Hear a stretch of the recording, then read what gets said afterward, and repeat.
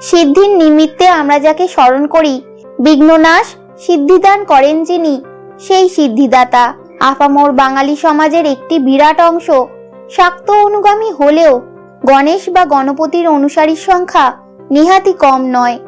বছরে একবার মহাসমারোহে গণেশ চতুর্থী পালন করা এবং নববর্ষের হালখাতায় গণেশ পুজোর পাশাপাশি প্রায় প্রতিদিনই বাঙালির গৃহে এবং ব্যবসা প্রতিষ্ঠানে পূজিত হন গণপতি বাপ্পা। তাছাড়া সকল প্রকার দেবদেবীর পুজোর আগে বিঘ্নেশ গণেশের পুজো করার বিধান রয়েছে সনাতন শাস্ত্রে। তিনি সিদ্ধিদাতা ও বিঘ্নহর্তা, তাই যে কোনো কাজে সিদ্ধি ও সাফল্য অর্জনে সর্বাগ্যে স্মরণ করা হয় তাকে। তাছাড়া গজানন দেবকে সন্তুষ্ট করার জন্য রক্তজবা, কুন্দ, অপরাজিতা, গাঁদা, দুর্বা, মোদক, সিঁদুর প্রভৃতির উপাচারে গণেশের ভক্ত ও কৃপাপ্রার্থীগণ গণেশ পুজো করে থাকেন। কারণ যে কোনো প্রকারে সিদ্ধিদাতা সন্তুষ্ট হলেই ভাগ্য ফিরে যেতে বাধ্য। কিন্তু কখনো কি খেয়াল করেছেন গণেশের পুজোতে তুলসী পাতা অর্পণ করা হয় না কেন? আপনি বলতেই পারেন, অনেক দেবদেবীর পুজোতে তো তুলসী পাতার ব্যবহার নেই, এতে আর আশ্চর্য কি? মূলত গণেশের পুজোতে তুলসী নিষিদ্ধ হওয়ার কারণেই অনেক দেবতার পুজোতে তুলসী নিষিদ্ধ হয়ে গেছে। এবার প্রশ্ন হলো, গণেশের পুজোতে তুলসী পাতা নিষিদ্ধ হলো কেন? এই প্রশ্নের উত্তর জানতে হলে আমাদের যেতে হবে পৌরাণিক যুগে। জানতে হবে গণেশ দেবের প্রতি তুলসী দেবীর একতরফা প্রেমের কাহিনী, যা পরিণতি পেয়েছিল অভিশাপ এবং পাল্টা অভিশাপে। এবং বলাই বাহুল্য, সেই অভিশাপ ভোগ করতে হয়েছিল তাদের দুজনকেই। তুলসী দেবী ও বিঘ্নহর্তা গণেশের বিবাদ নিয়ে যে কাহিনীটি প্রচলিত তা মূলত বর্ণিত হয়েছে ব্রহ্মবৈবর্ত পুরাণে। একসময় দক্ষ শ্রাবণী নামক মনুর বংশোদ্ভূত রাজা ধর্মধ্বজ কুলানন্দকারিণী কন্যা প্রার্থনা করে দীর্ঘকাল যাবৎ তপস্যা করেছিলেন। তার তপস্যার ফল হিসেবে তিনি লাভ করেছিলেন মনোহরা এক পদ্মিনী কন্যা। সেই চম্পক বর্ণা সুকেশী মনোহরা ও অপূর্ব সুন্দরী কন্যাকে দর্শন করে নরনারীগণ তার তুলনা দিতে অক্ষম হয়েছিলেন বলেই পুরাবিদ পণ্ডিতগণ তাকে তুলসী নামে অভিহিত করেন। ধীরে ধীরে পিতৃগৃহে বড় হয়ে উঠতে লাগলেন তুলসী। এক পর্যায়ে নবযৌবনা এক অপরূপ সুন্দরীতে পরিণত হলেন তিনি। অন্যদিকে পার্বতীপুত্র গণেশ তখন পালন করছেন কঠিন ব্রহ্মচর্য। তাই পবিত্র গঙ্গার তীরে নিয়মিতভাবে ধ্যানে মগ্ন থাকতেন তিনি। কোনো একদিন গণেশ যথারীতি গঙ্গা তটে বসে এক মনে ধ্যান করছিলেন, আর তার সামনে দিয়েই যাচ্ছিলেন তুলসী মহারানী। স্বাভাবিকভাবেই সদ্য যৌবনা তুলসীর দৃষ্টিপাত হলো শ্রীমান গণেশের দিকে। সর্বাঙ্গে চন্দনের সুগন্ধ মাখা এবং সুঠাম সুপুরুষ গণেশ দেব এক মনে বসে ধ্যানে লীন। দেবগণ এমনিতেই সুদর্শন ও সুপুরুষ, তাই গণেশও তার ব্যতিক্রম নয়। তার দেদীপ্যমান শরীরের দিকে যতই দেখেন ততই আকৃষ্ট হতে থাকেন গজাননের প্রতি। কিন্তু তার সাথে কথা বলা তো দূরের কথা, দৃষ্টি বিনিময়ও আপাতত সম্ভব নয়, কারণ তিনি এখন গভীর ধ্যানে নিমগ্ন। চঞ্চলা তুলসী তাই সিদ্ধান্ত নিলেন পার্বতী নন্দনের ধ্যান ভঙ্গ করার। তাছাড়া তুলসী দেবীর মতো অপরূপ রূপ লাবণ্যবতী কোনো নারীকে ধ্যান ভঙ্গ করতে দেখলে আর যাই হোক ক্ষিপ্ত হবেন না গণেশ দেব।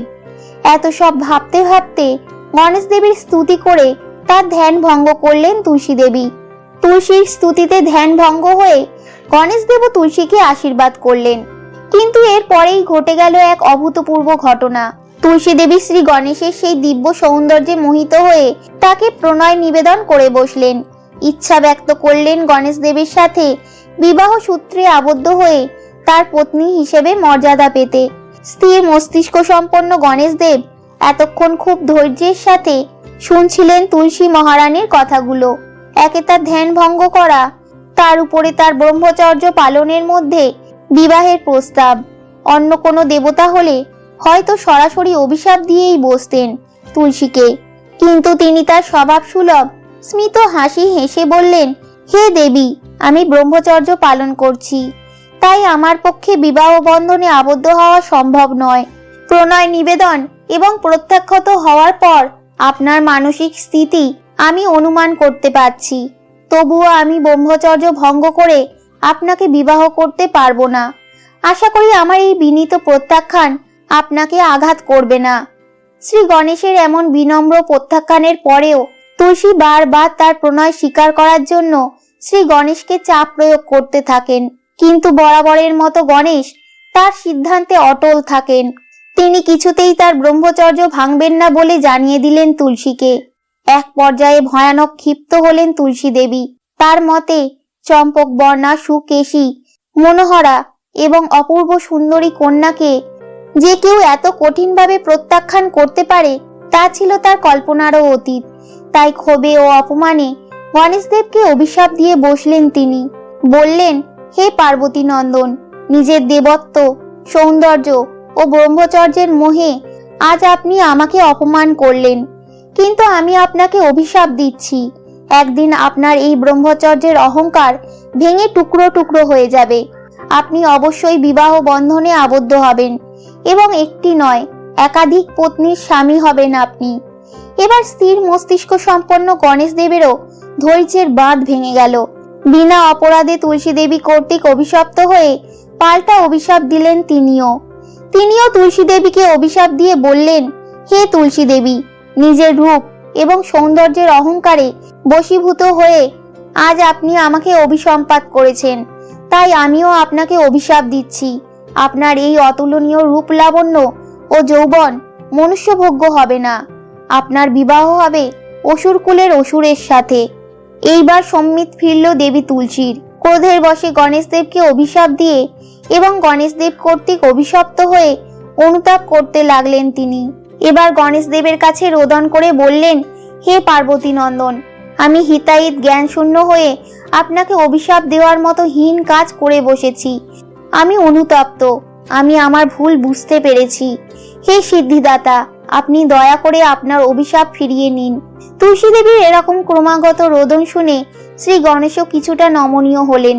এরপর তুলসী দেবীকে উদ্দেশ্য করে তিনি বললেন, হে দেবী, আমার অভিশাপ কখনোই নিষ্ফল হওয়ার নয়, তবে আপনার অনুতাপের ফলে এই অভিশাপ আশীর্বাদে পরিণত হবে। এই জন্মে আপনাকে অসুর পত্নী হিসাবে জীবন ধারণ করতে হলেও আগামী জন্মে আপনি পরিণত হবেন এক পবিত্র উদ্ভিদে। প্রত্যেক গৃহের সম্মুখে থাকবে সেই উদ্ভিদ। তার পাতা থেকে অজস্র রকমের শারীরিক ব্যায়াম থেকে মুক্তি মিলবে সমগ্র মানব জাতির।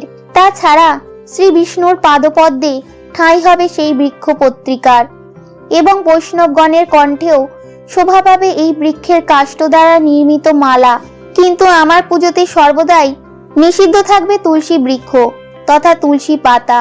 তুলসী দেবী ও গণেশ দেবের প্রণয় সংক্রান্ত বিবাদের সমাপ্তি এখানেই। তবে তারা একে অপরকে যে অভিশাপ দিয়েছিলেন তা ভোগ করতে হয়েছিল তাদের দুজনকেই। পরবর্তীকালে শ্রী গণেশকে ভঙ্গ করতে হয়েছিল তার দীর্ঘদিনের লালিত ব্রহ্মচর্য। তার বিবাহ হয়েছিল সিদ্ধি ও বুদ্ধির সাথে।